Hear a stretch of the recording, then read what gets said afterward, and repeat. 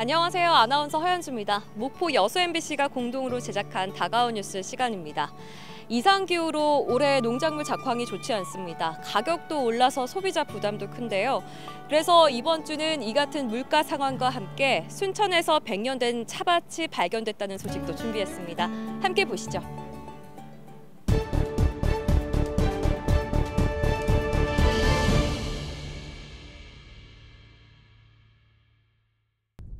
무안의 한 양파밭입니다. 수확을 앞둔 양파잎이 바짝 말라 있습니다. 많은 비가 내리면서 일조량이 줄어 잎마름병이 확산되고 있기 때문입니다. 정량 계약 재배한 정량을 넣어줘야 되는데 정량을 못 넣었죠, 제소농협에. 그렇죠. 그리고 상품성도 올해 좀 안 좋고요. 상품성이 예년에 비해서 한 3분의 2?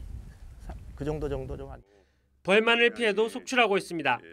이상기후로 마늘이 여러 쪽으로 갈라져 상품성이 떨어지는 현상입니다. 올해 마늘 생산량은 크게 감소할 것으로 보여 농민들의 한숨이 깊어지고 있습니다. 무게가 없어가지고 수확해봤자 굉장히 옛날처럼 이렇게 무게가 좀 나가야 그래 키로수 하면 하는데 양도 줄은 데다가 무게가 안 나가 버리니까 이제 농가는 피해가 많죠. 올겨울 특히 이상기온 현상이 심각해지면서 농작물 생육에 차질이 빚어지고 있습니다. 과일 가격은 천정부지로 치솟고 있습니다. 배 가격은 지난해보다 126%나 올라 역대 최고치입니다. 사과와 토마토 등 다른 과일들도 마찬가지입니다.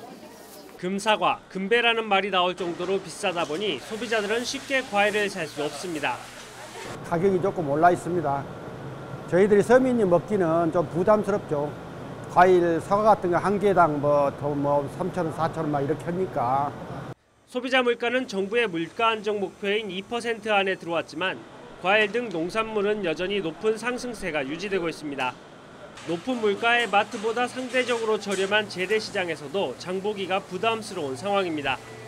무엇이든지 사보면 반절이 더 올랐는가 또 나 혼자서도 돈이 10,000원, 20,000원치 사고는 해당도 안 되고 식구만 한 사람 어쩌고 산가 모르겠어요. 자식들 걱정돼야 돈 많이 올라버렸어요. 물가 급등에 소비자들은 지갑을 쉽게 열지 못하는 등 부담이 커지고 있고 농산물 작황 부진에 농민들은 농민대로 한숨이 깊어지고 있습니다. MBC 뉴스 박종호입니다. 올해 1월부터 4월까지 전남 지역 평균 기온은 7.9도, 평년보다 1.3도 높았습니다. 같은 기간 누적 강수량도 470mm로 지난해 같은 기간보다 2배 가까이 많습니다. 그러다 보니 일조량은 평년보다 적었습니다. 이 같은 이상기후는 농작물 생육에 큰 영향을 가져왔습니다. 올해 전남 지역 마늘밭 3,443헥타르 가운데 20% 이상에서 2차 생장 피해, 이른바 벌마늘 피해가 발생했습니다. 매실과 양파 등도 피해가 늘고 있습니다. 지난해에 비해서 상대적으로 겨울철이 따뜻했습니다. 따뜻하고 그다음에 저기 4월 초순하고 5월 초순에 비가 많이 와가지고 일조량이 상당히 지금 부족해서 농식품부도 양파 생육 불량 피해 현장 점검에 나섰습니다. 지난달 양파 생육 불량을 농업재해로 인정한 농식품부는 이달 안으로 양파 생육 불량 피해 복구 계획을 수립하고 복구비를 지원하기로 했습니다. 하지만 매년 반복되고 있는 이 같은 농작물 피해를 이상기후 탓만 하며 그대로 방치해서는 안 되는 상황. 병충해에 강하고 이상기후에도 생육에 큰 지장을 받지 않는 농작물 품종 개량이 시급합니다. 사실은 요것들을 유지할 수 있는 어떤 종자, 그러니까 소위 말해서 이제 내병성, 내재성 종자들이 좀 지속적으로 좀 계속 업그레이드 되는 게 상당히 중요할 것으로 봅니다. 생산자에서 소비자에게까지 농산물 등이 전달되는 유통구조 개선도 필요합니다. 유통비용은 농수산물 가격의 49.7%나 차지하고 있습니다. 정부는 농수산물 유통구조 개선을 위해 온라인 도매시장 활성화를 하겠다고 했습니다. 유통비용을 10% 이상 줄이겠다는 계획이지만 아직 뚜렷한 효과는 없습니다. 농민들이 가격을 결정을 어느 정도 해야 하는데 중도면이 결정을 해버리기 때문에 저희 농민들은 이제 뜻밖의 일해봤자 거의 지금 제값을 못 받고 있죠. 기후변화는 농작물 생산량 감소는 물론 작물의 재배 적지도 변화시키고 있습니다. 기후변화에 대응해 주요 농산물 생산을 안정화시키기 위해 생산 기반 확충과 유통 기반 보완 등이 시급해 보입니다. MBC 뉴스 김양훈입니다.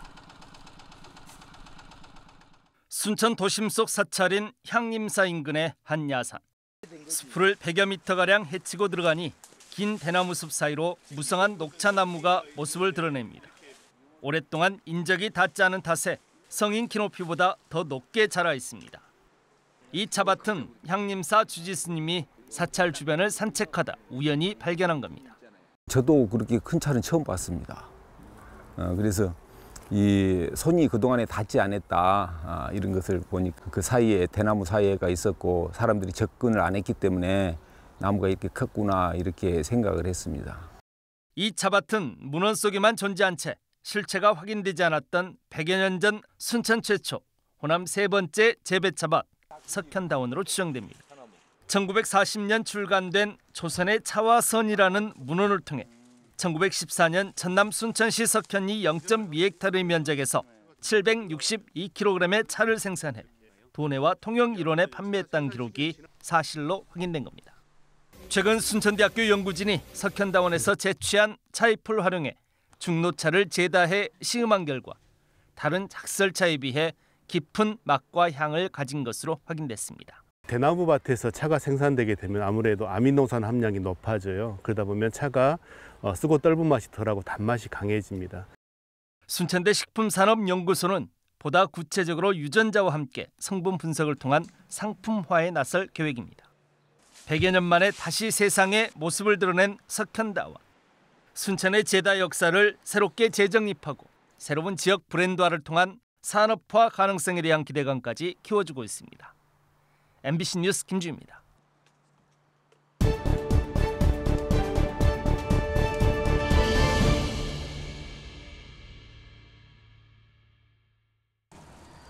적자 누적으로 운항 중단이 예고됐던 여수 제주 간 여객선. 항공료보다 싸고 화물 운송이 가능한 만큼 누구보다 여객선을 자주 이용했던 지역민들의 아쉬움은 큽니다. 너무 아쉽죠. 녹동에서 이제 제주도로 가고 그랬는데 여기서 녹동까지 가는 시간이 또 많이 걸리고 그러니까 이제 여기서 타면 아무래도 좀 쉽죠. 그리고 너무 편하고. 불편한 사람도 있을 텐데 저도 비행기 공포증이 있는 편이어가지고 그런다고 하면은 배 이용하는 것도 좋을 것 같아요. 선사는 지난해 유류비 상승 등으로 80억 원의 적자가 났고 올 초 폐업 의사를 밝혔습니다. 이후 항로 유지를 위한 관계기관의 간담회 끝에 선사 측은 여수시에게 적자 일부인 50억 원 지원을 요청했습니다.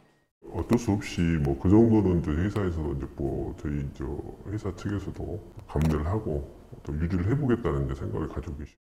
여수시는 50억 원 지원이 재정 부담으로 어렵다는 입장입니다. 도서민이 자주 왕래하고 관내 운항 손실액이 가장 큰 검은 항로의 한 해 적자는 8억 원. 이와 비교해봐도 50억 원은 너무 큰 액수라는 겁니다. 선 주민들이 거기 살아갈 수 있는 기반을 만들어줘야 되기 때문에 그건 당연히 해야 되는 거지만 우선 제주는 관광 목적이다 보니까 그런 게 쉽지 않다는 거죠. 현행 조례상 적자를 지원할 수 있는 근거도 없습니다. 다른 항로 여객선을 운항하는 선사와의 형평성도 문제입니다. 다만 시의회는 항로 유지를 위한 기조는 확고합니다. 앞으로 인근 지자체와 연대한 뒤 예산 지원을 이끌겠다는 입장입니다. 광역 협의체가 행정 협의체가 있지 않습니까? 그래서 여수 공항 활성화 관련 지원 조례가 있어요. 우리 여수 순천 광양 3개 시군 좀 더 협의해가지고. 선사 측은 지금도 운항을 할수록 적자인 만큼 내년도 운항을 장담할 수 없다고 밝혔습니다. 2026 선박람회 개최로 제주 간 백길 유지가 간절한 여수시가 선사 측과의 합의점을 마련할 수 있을지 주목됩니다. MBC 뉴스 최왕지입니다. 우주발사체 산업 클러스터 조성 사업은 국내 유일의 발사장 나로 우주센터를 중심으로 민간 주도의 뉴스페이스 중장기 프로젝트인데 민간 발사장 구축과 우주 국가산단 조성 등 2031년까지 1조 6천억 원이 투입됩니다. 미래 전략 산업이다 보니 새로운 인재와 인력이 필요하고 지역 거점 대학의 교육 인프라가 절실합니다. 현재 순천대와 전남대, 광주과학기술원이 고흥의 우주항공 특화 캠퍼스 설립을 발빠르게 추진하고 있습니다. 하나 에어로스페이스라는 앵커 기업을 비롯해서 이노스페이스, 내지는 운하스텔라 이런 이제 발사체 관련한 기업들이 입주를 지금 하고 있고 협약까지 맺은 바가 있습니다. 그래서 이런 기업들에 대해서 현장에 필요한 인력을 충분하게 그때그때 맞춤형으로 배출하고 또 보낼 수 있게끔. 글로컬 대학 30에 선정된 순천대는 고흥 드론 센터 내에 글로벌 캠퍼스를 설립해 맞춤형 전문 인력을 양성한다는 구상입니다. 국내에서 학부생과 석박사 150명, 해외 유학생도 250명을 유치한다는 목표입니다. 전남대는 광주 전남 초광역 메가 캠퍼스 5곳 가운데 고흥 미래형 캠퍼스를 지역 특화 산업의 거점으로 키우기 위해 현재 나로고등학교 폐교 매입을 추진 중입니다. 광주과학기술원 기스트도 우주항공 분야 인력 양성을 위한 공동 캠퍼스 구축을 위해 최근 고흥군과 업무 협약을 체결했습니다. 이 같은 지산학 연계 체계는 프랑스 우주산업의 메카로 우주 관련 대학과 대학생들로 인해 평균 연령이 젊어진 우주도시 툴루즈를 모델로 삼았습니다. 그거를 저희들도 모델로 삼아서 먼저 지역에 있는 전남대학교나 순천대학교, 그다음에 지스트와 연계해서 인력 양성이라든지 각종 R&D 연구개발 부분을 같이 이제 추진하겠다. 고흥군은 특히 우주항공 특화 캠퍼스 설립이 심각한 지방 소멸 위기 속에서 젊은 학생, 청년 인구 유입의 기폭제가 될 것으로 기대하고 있습니다. MBC 뉴스 최우식입니다. 공중에 매달린 줄기마다 작은 단호박이 주렁주렁 열렸습니다. 하지를 앞두고 있는 요즘은 땅끝 해남의 단호박 재배 농가들이 가장 분주해지는 시기. 이른 아침 단호박을 수확한 뒤 일주일간 후숙 과정을 거쳐야 소비자들에게 판매할 수 있기 때문입니다. 단호박을 후숙하면 식감이 포근해져 해남군에서 생산되는 단호박은 미니 밤호박으로도 불립니다. 농약을 거의 치지 않고 이제 자연 환경에서 좀 많이 자랄 수 있도록 영양분을 좀 이제 그런 거는 많이 주고 그러다 보니까 지난 2005년 20여 농가로 시작된 해남 미니 밤호박 재배는 20년 새 300여 농가로 늘었고 연간 소득 115억 원에 달하는 여름철 효자 작목이 됐습니다. 전통적으로 비건식과 다이어트 식품으로 각광받는 단호박이지만 밤호박의 수요가 크게 늘면서 해남군의 재배 면적도 80헥타르에 달할 정도로 확대되고 있습니다. 포만감이 좋고 영양가가 좋고 또 다른 농가보다는 황토 땅에서 난 것이 영양 가치가 더 높잖아요.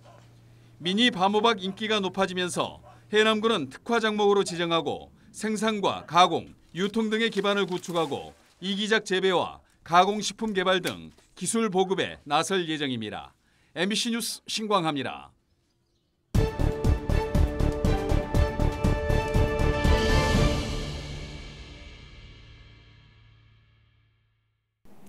오늘 다가온 뉴스 어떻게 보셨나요? 다음 이 시간에는 더욱더 풍성한 소식으로 찾아뵙겠습니다.